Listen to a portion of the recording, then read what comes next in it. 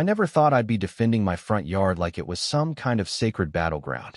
But when you live in a neighborhood run by a homeowners association and HOA, for short in, there's a Karen in the mix who treats bylaws like DVY any scripture. Well, everything turns into a turf war. Literally. It all started one gloomy, rain-drenched Monday morning. I was standing there, coffee in hand, raincoat barely keeping me dry, just staring at the deep, unmistakable tread marks of SUV tires etched across my freshly reseeded lawn. The grass had barely begun to recover from the last time I'd worked on it, and now these damn tracks. It looked like a monster truck rally had rolled through my front yard. I swear, it felt like those grooves in the soggy earth were claw marks from some beast, and in a way, they were. A beige Lexus. Our local HOA VYC president's Lexus Karen's Lexus. Karen. Yeah, you probably know the type.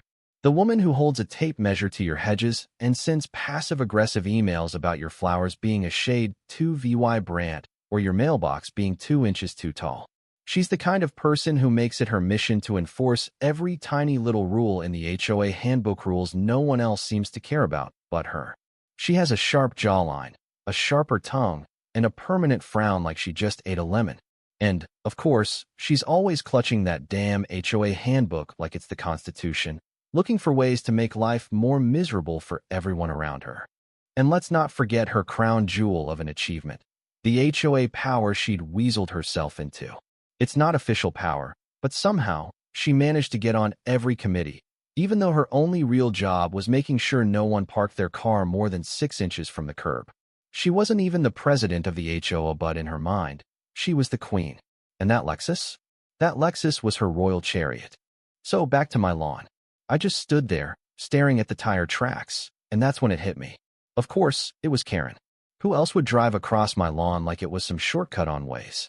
No apology, no note, just tracks and audacity. I mean, what kind of person does that? And just when I was about to make my peace with the situation, I got the email. It was titled Lawn Encroachment Notification. The nerve of it. I was being told that Karen had to drive across my lawn because the water company had blocked access, and it was a safety concern. Safety concern? A safety concern that didn't require informing me, or maybe, not doing it at all. But of course, the HOA backed her up. They told me, with their usual condescension, that since Karen had been on HOA business, her incursion was technically protected. Protected? Like she was some soldier storming Normandy, instead of someone too lazy to walk 10 extra steps? It was infuriating. But what made it worse was that they had the audacity to send me a violation notice for improper lawn drainage due to the ruts her Lexus left behind, and they wanted me to fix it within 7 days or face a fine. 7 days. To fix damage caused by her. My lawn had just started recovering from a recent reseeding, and now it looked like someone had set up a monster truck rally right in the middle of it. I almost choked on my tea when I read that email. I had to argue my case at the HOA meeting. I showed up with photos, diagrams, even had a neighbor testify that he'd seen her do it. And what did Karen do?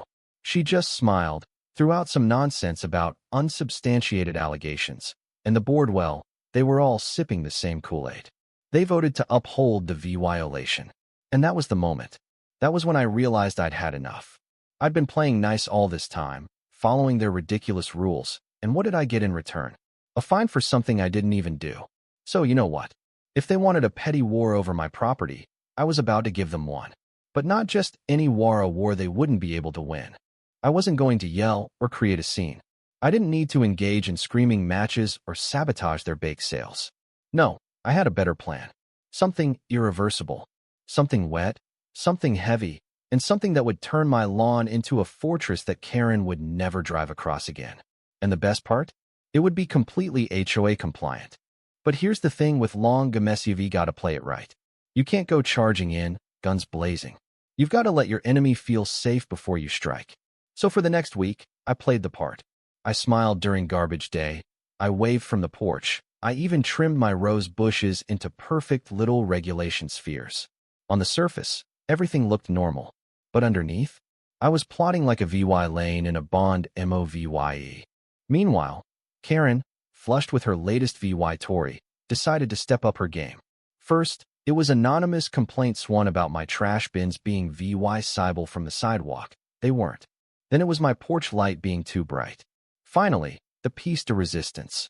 A formal notice accusing me of unauthorized lawn alterations. This time, it was because I'd put down topsoil to repair the damage she caused. According to Karen, landscaping changes had to be pre-approved, even for repairs. She even quoted the HOA guidelines. At that moment, something inside me snapped. I'd had enough. Karen wasn't just targeting me for a few harmless violations. This was about control. She wasn't trying to fix problems. She was trying to break me. But I wasn't going down without a fight. I'd found the loophole. While digging through my own HOA documents, I found a clause buried under the landscaping section that said, any hardscape changes made in response to safety concerns caused by HOA-related damage shall be considered exempt from pre-approval if made within 30 days of the incident. I read it again, then a third time. And then I laughed. This was it. This was my ticket out of HOA hell. I spent the next 2 days filing a formal notice to the HOA. I called it a preventative hardscape installation due to hazardous soil compromise.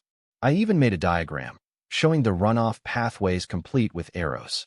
I emailed it to the HOA board and CC'd Karen just to make sure she knew what was coming. And then I did something that felt incredibly satisfying. I hired a contractor to come pour cement on my lawn. The morning of the big day, I stood out in front with my coffee, smiling at neighbors like I was hosting a Sunday brunch. The cement truck rolled up, and Karen came storming out of her house, her heels clicking on the wet pavement as she marched across the street. "What is this?" she demanded, hands on her hips. I looked up from my coffee. "It's a permeable surface with reinforced drainage capability, Karen." She stared at me, trying to find a way to shut me down. "You didn't get board approval." I raised the folder I'd brought. Section 4.3b of the Safety Code. I filed the notice. Everything's in compliance. For a moment, she just stood there, staring at me, trying to figure out how to retake control. But then, in the ultimate Karen move, she did something that sealed her fate forever. She got in her car, the same Lexus that had ruined my lawn in the first place, and she drove straight across my wet cement. And that's when everything went to hell. The workers froze. The foreman's eyes went wide. "Ma'am, you just destroyed $2,000 worth of fresh work," he said, not even bothering to hide the amusement in his voice. Karen's jaw dropped. "You set me up," she screamed. I just laughed. "You did this to yourself, Karen. You drove over wet cement again." Her SUV's tracks were now perfectly embedded in the cement, like fossilized footprints from some prehistoric disaster. It was beautiful. I stood there with the foreman, watching as Karen raged and the neighbors gathered around, phones out, ready to capture the moment. That night, I barely had time to enjoy my VY Tory before Luis, my neighbor, knocked on my door, phone in hand. "You've got to see this," he said, and he showed me the footage. Karen, me lovely HOA VYC president, had been tampering with the boundary stakes between our properties.